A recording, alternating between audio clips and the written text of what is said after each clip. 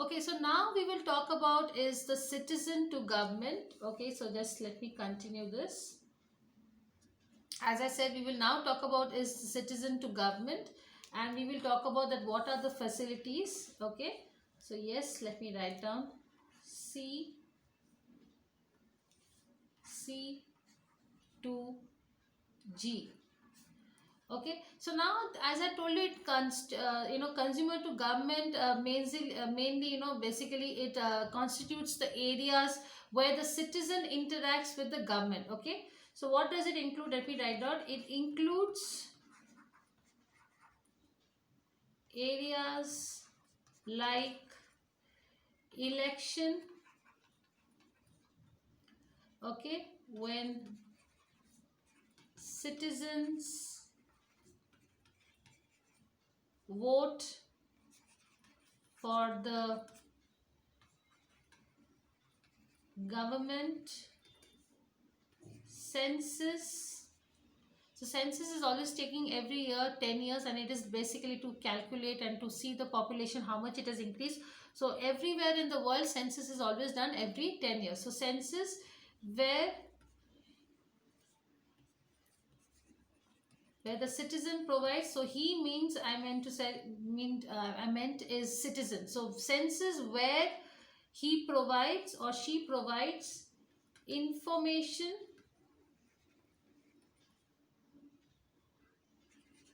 about himself or herself, so he or she, okay, to the government.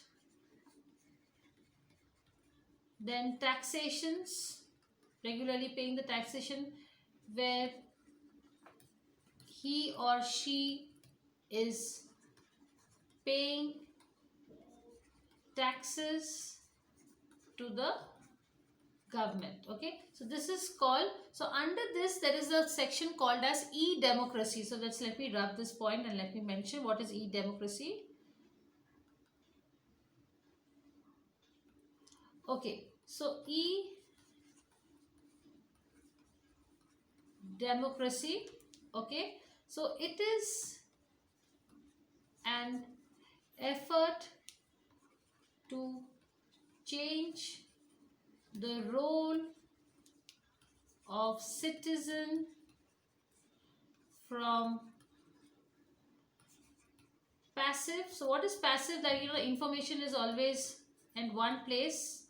So from passive information giving to active. So whenever it's live, you can ask active information. So active citizen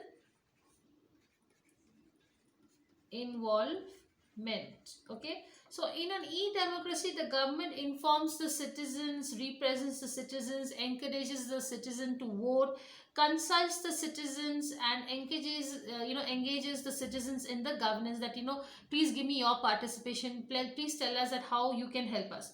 Now, taking the citizens input about the feedback about various government policies and all, so the concept is something like an e-debate. Okay, and which is almost similar to chat over the internet, wherein the citizens giving the political leaders their advice, their opinions, and citizens can give their feedback of various policies of the parties, and of what they don't like and what they like, and they enhance the representative role also, and they can improve the accessibility. All the political leaders can directly talk to the citizens, so this is the way that engagement is done, and it is also called as e-democracy.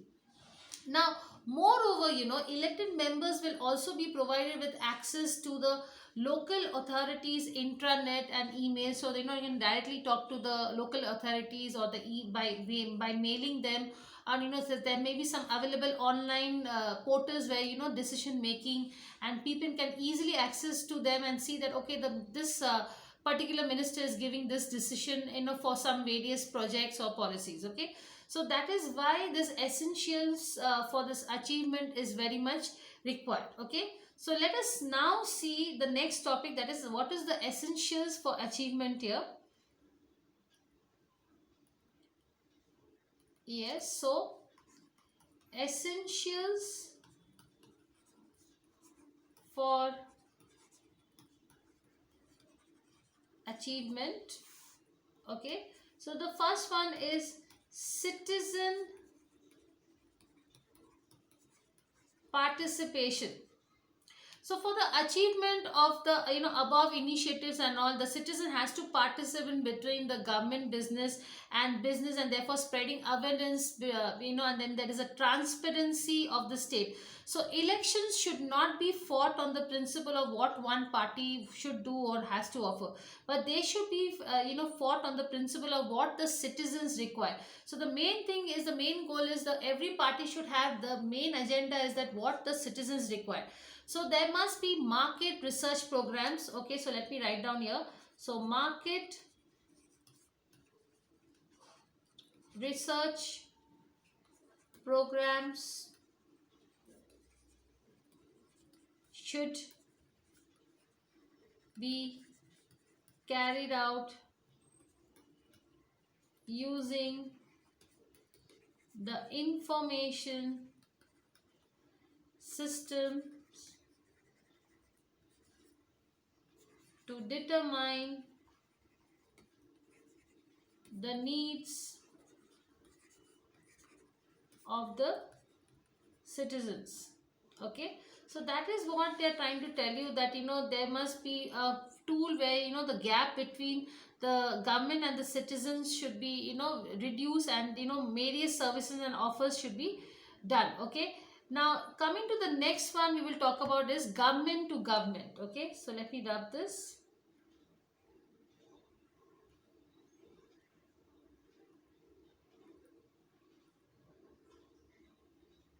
Okay, so government to government, so that is called as G to G. Okay, now this can also be referred as E, so everything on the administration of the government on the internet, okay, as E administration. So what does it involve? So it involves improving government processes by cutting costs, managing performance, making strategic connections within government, and creating empowerment. Okay, so let me keep on writing some more points about this. So as I said, it involves improving the government processes by cutting cost, managing performance, making strategic connections government within the government, and creating empowerment. Yes, and some more things also. So overall it involves networking all government offices so as to produce alignment and order among them. So what are the networkings? Let us see one by one between G to G. Okay, so the first one is E secretariat. Okay, now what is a secretariat? Let me write down here. The secretariat, which is the seat of power, has a lot of valuable information regarding the functioning of the state. Okay, so this is the cross linking of various departments and exchange of information amongst the various components, which will simplify and make the process of governance easy. Okay, so the first one, as I said, is e-secretariat. Let's come to the next one.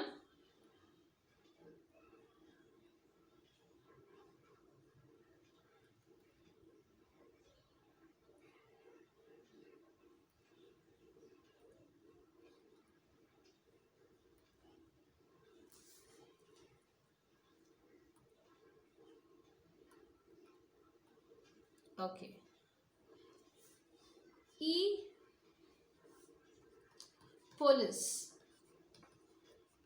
So e-police, now this will help the citizens to build confidence. So it will help to build citizen confidence. Okay, now there will be two databases. So let us just read, let me write this. So there will be two databases. So what do you mean two databases? So one will be one of the police. So police will have information, and the other of criminals. Okay, so now the database of personnel will have the records of the current and the previous postings, how, where the policeman has been latest been posted in which police department, and this will help to track the policemen specialized in certain geographical regions and skills. So like example, if you want to look for a forensic expert, okay, so the database within seconds will give us this information that in this place or this family background, or where you can find this latest information of the forensic department and his intelligent posting and promotion of the personnel. Also every information will be given. And the second database, as I said, is the information of the criminal. So this database has to be upgraded time to time.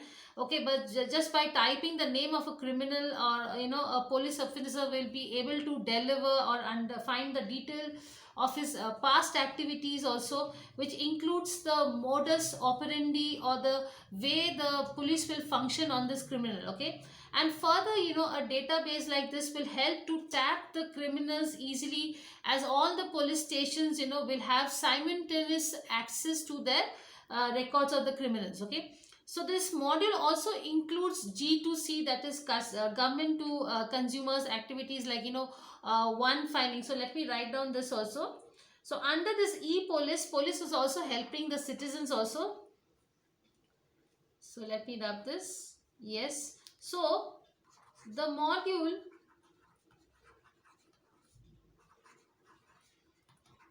also includes G2C, okay, activities like online filing of FIRs. So what is FIR? First information. Okay, finding,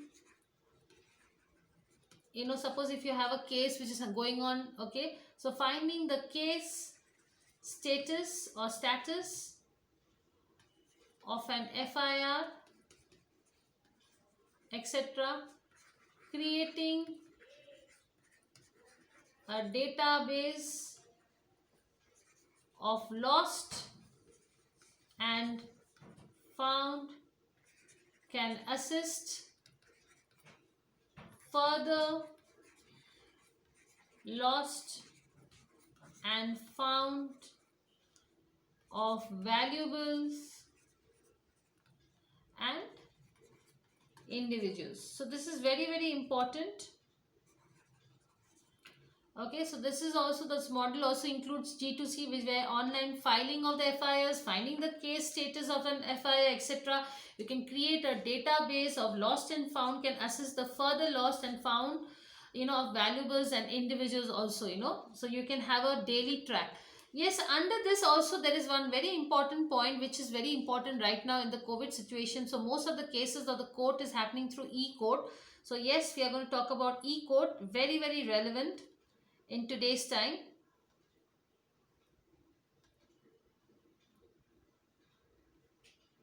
Okay, so e-court. Okay, there are a lot of pending cases in India, so everybody knows this. So the pending